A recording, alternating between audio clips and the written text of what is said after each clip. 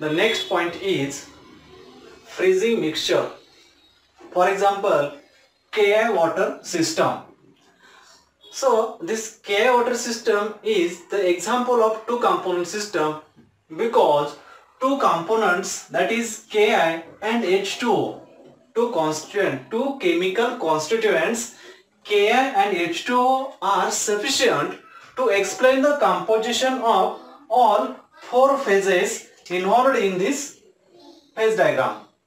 कोणत्या four phases आहेत? Solid Ki, solid water that is ice, solution and vapour.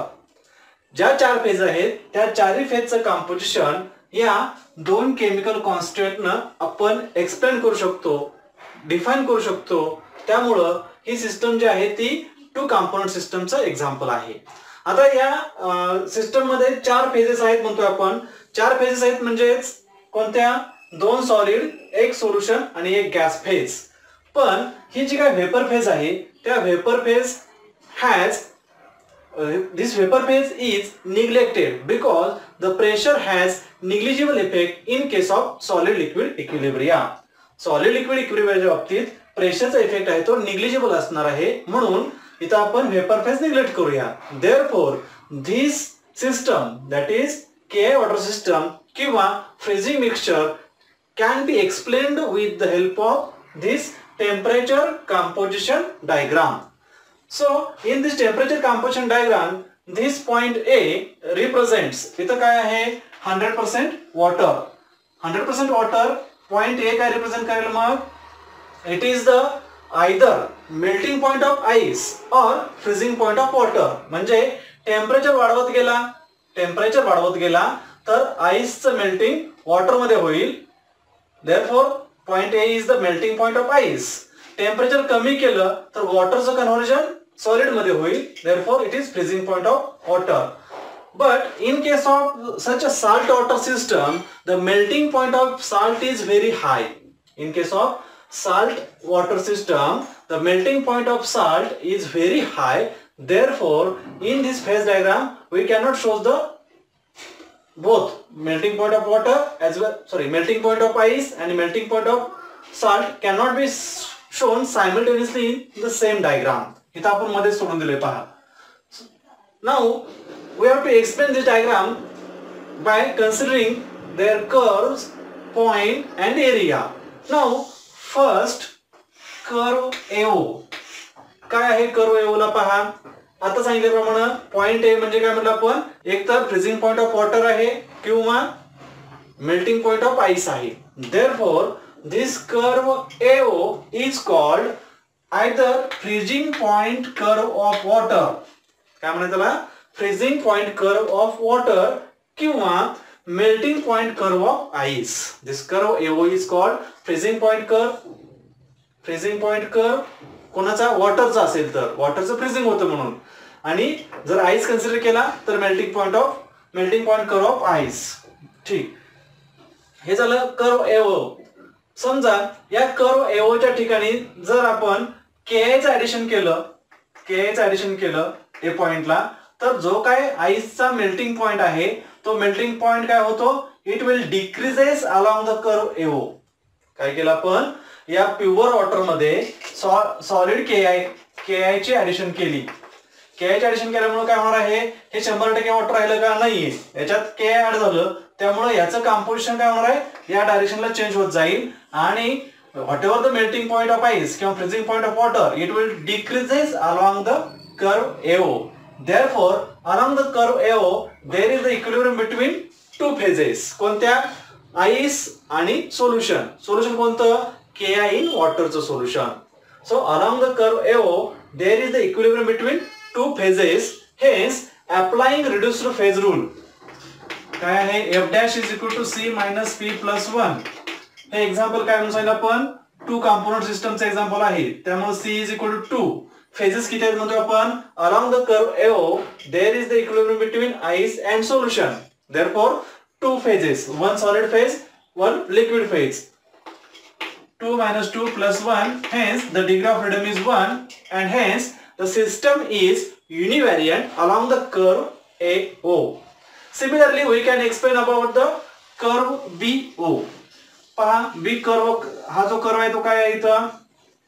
So this curve BO is called the solubility curve of Ki. काय आहे तो, हा जो salt आपण Ki घेतलाय पोटॅशियम आयोडाइड त्याचा सोल्युबिलिटी कर्व आहे. कसं पहा, समजा सिस्टम ऍट पॉइंट O जे आहे, इथं काय म्हटलं आपण आईस आणि सोल्युशन होतं. या पॉइंट O ला जर आपण हिटिंग केलं, वाढवलं टेम्परेचर, त्यामुळं जो आईस आहे तो आईस काय होणार आहे, मेल्ट होईल. आणि आईस मेल्ट होत झाल्यामुळं वॉटर मध्ये काय होईल, Ki डिझॉल्व होत जाईल. Ki will pass into the solution. So this point B represent saturated solution of Ki. कसलं, प्युअर. जसं इथं पॉइंट ए ला मी प्युअर वॉटर आहे म्हटलं होतं, पण इथं पॉइंट बी हा या ऍक्सिस वर नाही 100% Ki ला, त्यामुळे point B represent the saturated solution of Ki. मग त्या पॉइंट बी च्या ठिकाणी समजा आपण टेम्परेचर कमी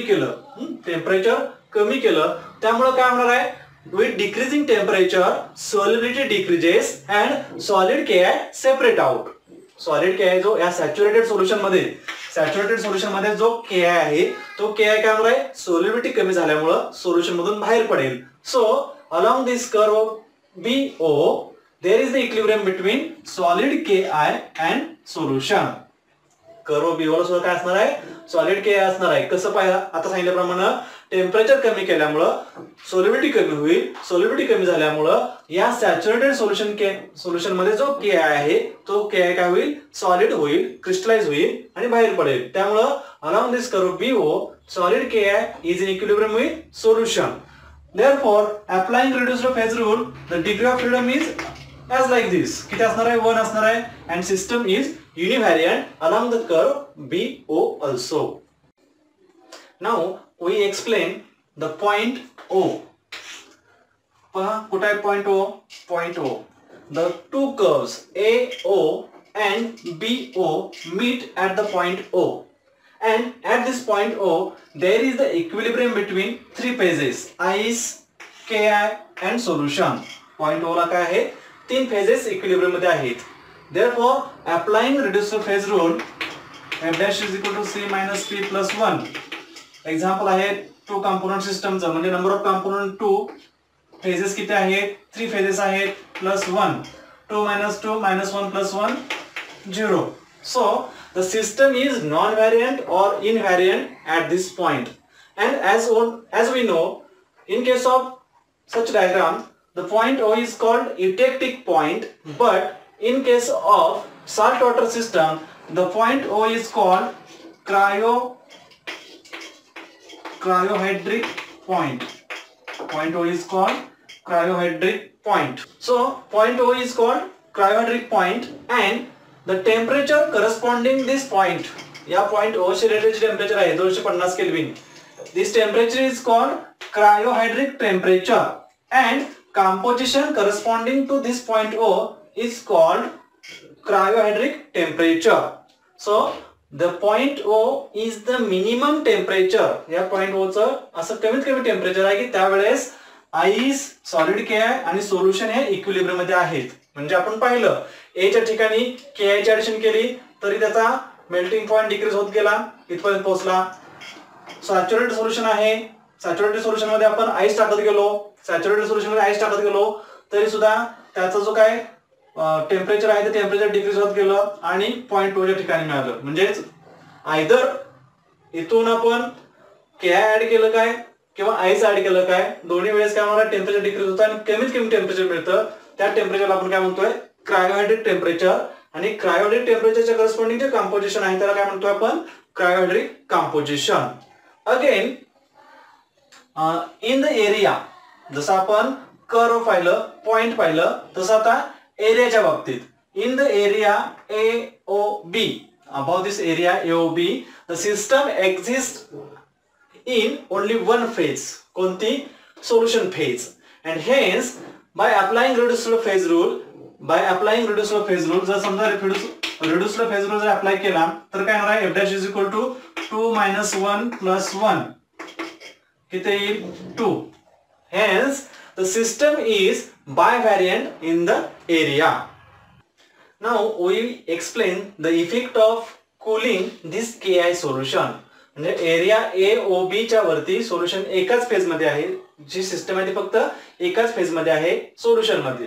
मग हे जे KI सोल्युशन आहे ते जर कूल केलं तर वेगवेगळ्या ठिकाणी वेगवेगळ्या कंपोजिशनला वेगवेगळे इफेक्ट होतील. पहा, for example, if we consider the solution represented by a point A, on cooling this solution the temperature will fall without change in composition.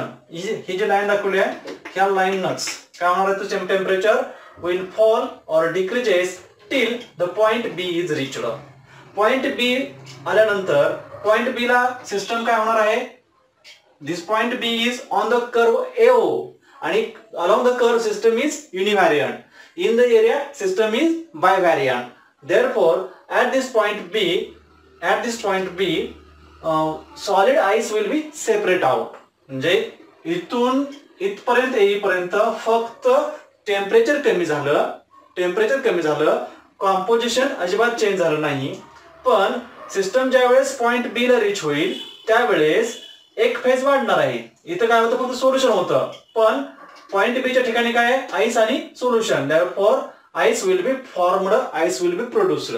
And on further cooling, आता पॉइंट बी लावलोय आपण, ठीक आहे, पण पॉइंट बी च्या नंतर अजून परत cooling केलं तर whatever the temperature and composition both changes along the curve BO till the point O is reached.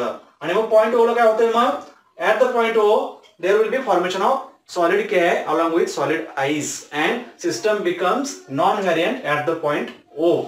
हे एक्सप्लेनेशन झालं जर सोल्युशन ए ह्या कंपोजिशनचं असेल तर. पण जर आपण कंपोजिशन हे कन्सिडर केलं A' तर काय होणार आहे पहा, suppose the temperature of composition A' is decreased. Temperature कमी केलं तर काय होणार आहे, there is decrease in temperature only without change in composition up to point B'. जोपर्यंत पॉइंट B' येत नाही आहे इथला तोपर्यंत टेम्परेचर फक्त डिक्रीज होईल.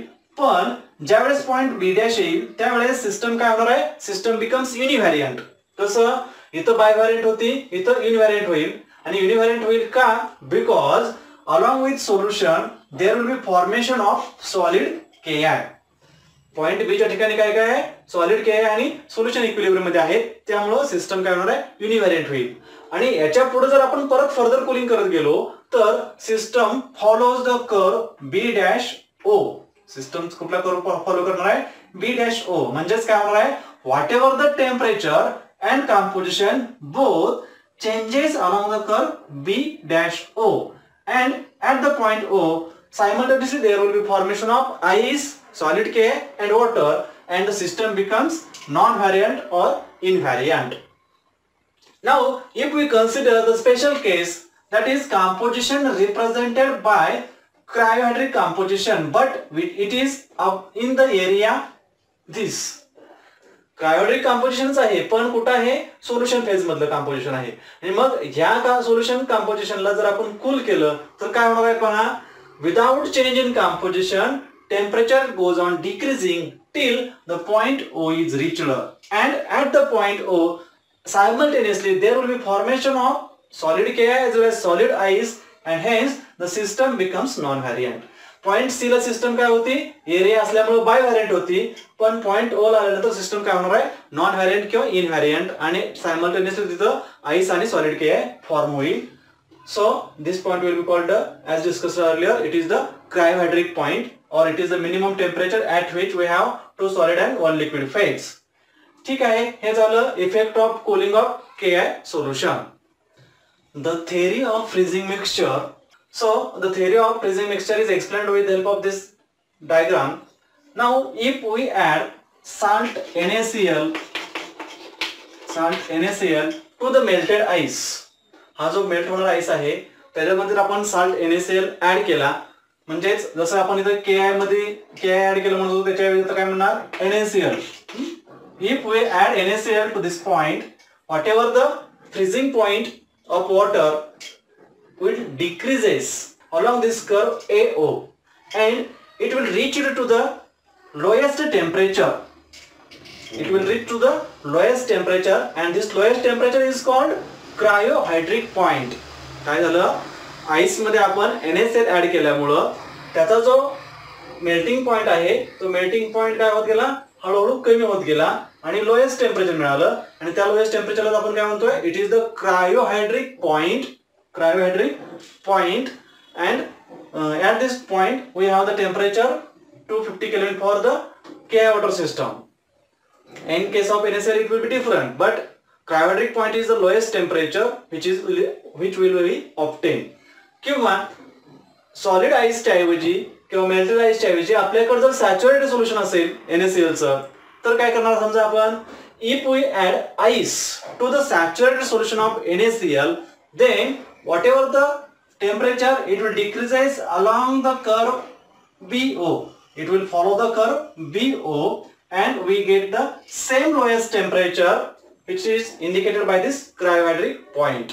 म्हणजेच freezing, theory of freezing mixture म्हणजे काय होतं, आपण आईस मध्ये साल्ट ऍड केला तर देखील टेम्परेचर लोएस्टला जातं क्रायोहायड्रिक पॉइंट पर्यंत.